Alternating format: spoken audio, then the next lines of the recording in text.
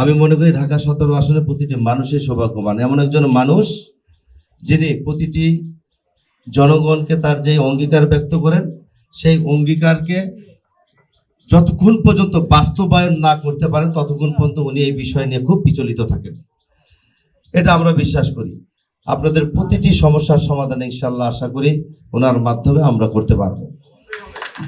আমরা আপনাদের কাছে একটা দাবিও আমাদের আছে, শুধু আমরাই করব আপনারা করবেন না বিষয়টি এরকম নয়। দুনিয়াটাই গিভ অ্যান্ড টেক, আপনি আমার জন্য করলেই তো আমি আপনার জন্য করব। আপনারা আমাদের জন্য করেছেন বিধায় তো আপনাদের কাছে নির্বাচনের পরবর্তী সময় আবার আপনাদের সামনে উপস্থিত হয়েছি।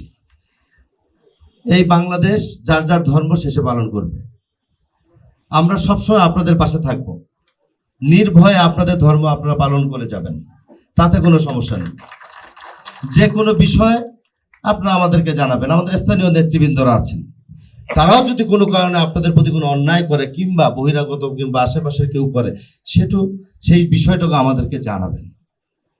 সাম্প্রতিক বাংলাদেশ এটা আমাদেরকে নির্মাণ করতেই হবে। অনেক সময় বলতো যে বিএনপি এই করেছে ওই করেছে, এখন আপনারা যারা উপস্থিত, আপনারা ধানের শীষে যারা ভোট দিয়েছেন তারা কি স্বস্তিতে আছেন না? আপনারা উগ্রবাদী মৌলবাদী যারা আছে তারা যদি আজকে কোনো কারণে এখানে যদি এমপি হতো কিংবা প্রতিনিধি থাকতো তাহলে অবস্থাটা কি হতো আপনাদের বলেন, একবার চিন্তা করেন। এই চিন্তাগুলো আপনাদের আগামী দিনেও করতে হবে। আমরা আপনাদের পাশে আছি, থাকবো। আজকে যেভাবে ভবনটি সংস্কারের জন্য এখানে উপস্থিত ছিলাম, আর এই ভবনের মন্দিরের পাশাপাশি আরেকটা রিকোয়েস্ট ছিল, সেটাকে আমরা বলেছি এটা পর্যায়ক্রমে আমরা করে দিব। মসজিদ মন্দির প্রতিটি ধর্মবিষয়ে আমরা আপনাদের সকল বিষয়ে সকল সমস্যা আমরা সমাধান করব আমাদের নৈতিক জায়গা থেকে। আমাদের কাছে কোনো ধর্ম বর্ণ বিন্যাসে কোনো ধরনের আমাদের কোনো পার্থক্য নেই। যার যার ধর্ম শেষে পালন করবেন, আমরা আপনাদেরকে সহযোগিতা করব। সালাম ভাই দীর্ঘদিন আপনাদের সাথে কাজ করেছে। ঢাকা 17 আসনের জনাব তারেক রহমানের প্রধান সমন্বয়কারী ছিলেন। উনি অনেক অভিজ্ঞ মানুষ। উনি এখন ঢাকা দক্ষিণ সিটি কর্পোরেশনের প্রশাসক হিসাবে দায়িত্ব পালন করছেন। বিএনপির আহ্বায়ক ছিলেন, বিএনপির সেক্রেটারি ছিলেন, অনেক দীর্ঘদিনের রাজনৈতিক অভিজ্ঞতা।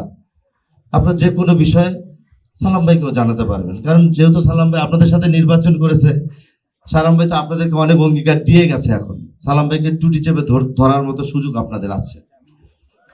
সালাম ভাই আমাকে ফোন দিবে, আমি কাজ করে দিব।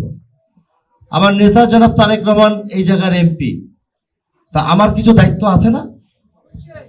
সেই দায়িত্বগুলো আমি অগ্রাধিকার ভিত্তিতে অবশ্যই করব।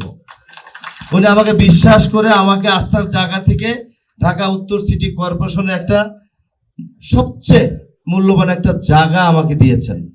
আমি যেটা জীবনে আসলে কখনোই ভাবি নাই, আমি জানতামও না, বাট আমাকে যে দায়িত্ব দিয়েছে আমি এটা ন্যায় সততার সাথে নিষ্ঠার সাথে আমি পালন করব।